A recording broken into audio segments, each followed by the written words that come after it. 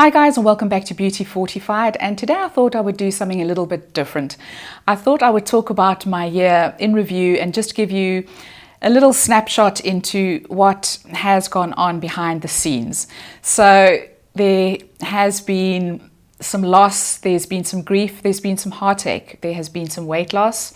I've also revamped my living space, I've changed jobs, and there's also been a lot of happiness and a lot of elation along the way as well. So I wanted just to share a very brief overview with you. And so I wanted to start off with YouTube specifically. So towards the end of last year, I think it was the 27th or the 28th of December, somewhere around there, I reached 1,000 subscribers and 4 hours of watch time. Now, this is really significant on YouTube because once you have achieved those milestones, you can get monetized.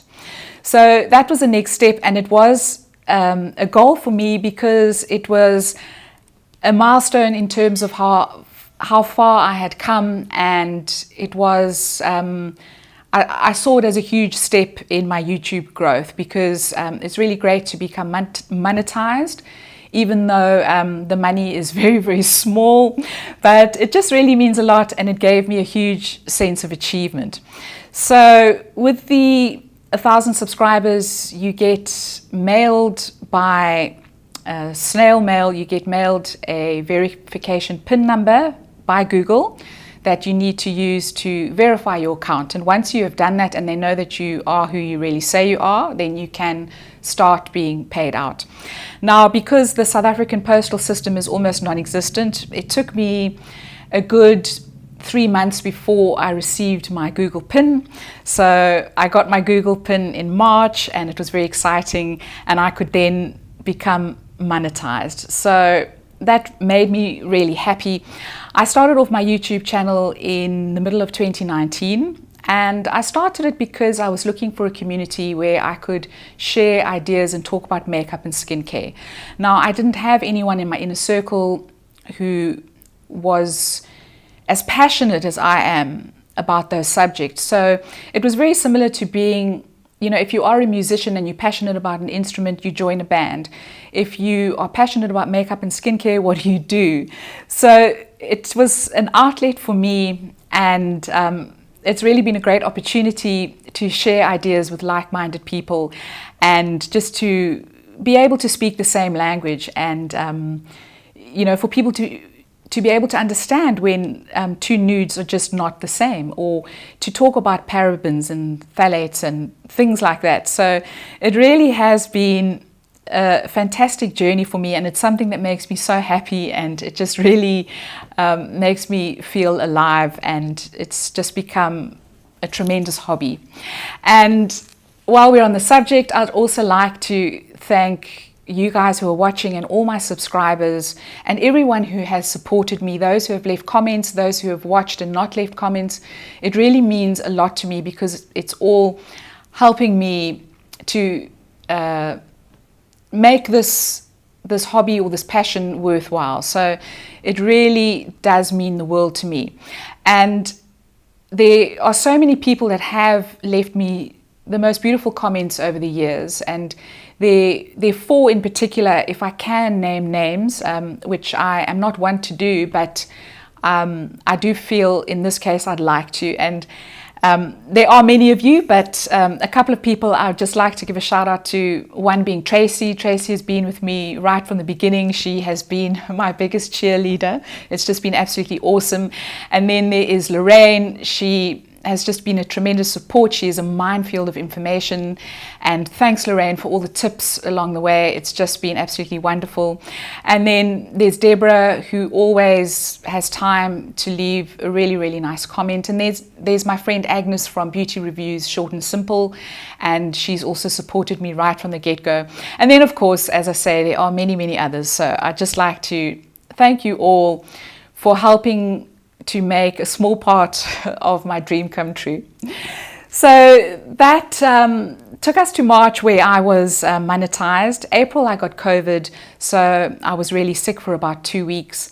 And I didn't have long COVID, but I did have long-term effects that lasted for about 3 months afterwards. So I was really, really fatigued. I couldn't exercise for the longest time.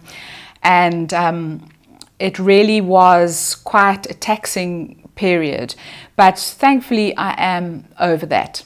So with COVID came weight loss, and from about April to October, I lost in excess of 10 kilograms or 22 pounds. So it was quite a significant amount of weight. And I wish that I could bottle it and put it into a book and make some money out of it, but it wasn't. I kind of lost the weight without really trying. And I think that one of the biggest things was having COVID. I lost my taste for wine. I really enjoyed drinking wine, and I just lost my taste for it. And so I think cutting out alcohol was one of the big things that led to my weight loss. And then appetite as well. I really didn't have much of an appetite for the longest time after I had COVID, and there were some things that happened in between as well, which I think contributed to my weight loss. So I think it was a combination of just eating a lot less, cutting out the alcohol, and the rest just kind of happened by itself. So that is the story of my weight loss. So parallel to that, I was busy revamping my living space, and one of the big things about this year has been getting rid of things that don't serve me. So I really wanted to have a minimal living space, and I revamped everything. So I got rid of most of my furniture, and I really pared everything down, and I've gone for an environment with very neutral colors. It's a very peaceful, understated living area, and I really love it. I think it has made all the difference to the way that I feel about myself as well. And it's just lovely to walk into a space that is just calm and muted, and there's nothing that screams that it's in the way or kind of shouts at you. So it's just been great cultivating a really soft landing for myself. So that has definitely been one of the highlights of my year, is just getting my living space exactly how I want it. Another highlight of this year has been landing my dream job. So I got a job with a company that manufactures skincare, body care, and hair care. And it really was a dream come true.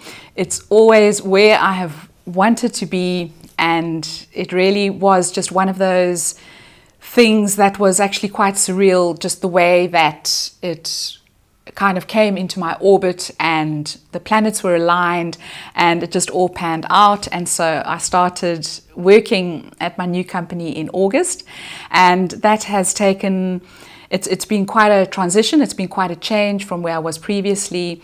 It's been a huge learning curve, and it's also been very challenging. So the term that springs to mind is be careful what you wish for. It can sometimes come with some, I don't really want to say downsides, but it can come with some things that are unexpected and that challenge you in ways that you didn't even think possible. So that has been an eye-opener for me, but it definitely has also been a move in the right direction for me personally, and it's something that I know I'm going to really love in the long term. And then in October of this year, sadly, I had to put down, my kitty Penny. That was very unexpected, and she had kidney failure. She was about 8 years old, so it's not unusual for cats of that age to get kidney failure, but it just happened very quickly. And Penny was a rescue. I rescued her 2 years ago, and she had a kitten. It was the last kitten that she bore. And when I went to the rescue organization, they asked if I could adopt both of them, because they said, they were inseparable and they wanted me to take both of them. And I love cats. I mean, what's better than a cat, 2 cats. So I adopted Penny and her little boy Bogart. And so what made the loss of Penny so sad is because her and Bogart were inseparable. And for weeks afterwards, he would wander around looking for his mom. And he still does it, and it just breaks my heart. So my heart was broken twice. And that was one of the hardest things of this year. I think it's never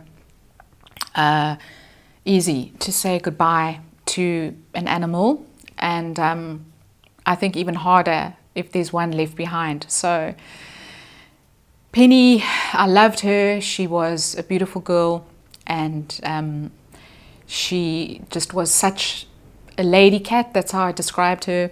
And really, I just loved her to bits. So not quite sure if I'm going to get another cat at this stage. We'll have to see, so you'll have to watch this space. So the year is not yet done, and I still have some content coming up, so be sure to look out for that. And let me know in the comments down below what kind of year you've had. If you feel like sharing, I'd love to know. I'd really be interested to hear. I am going to leave you with a link to my video on my makeup declutter. If you enjoyed this video, please give it a thumbs up. Please don't forget to subscribe, and I'll see you next time. Ciao, ciao.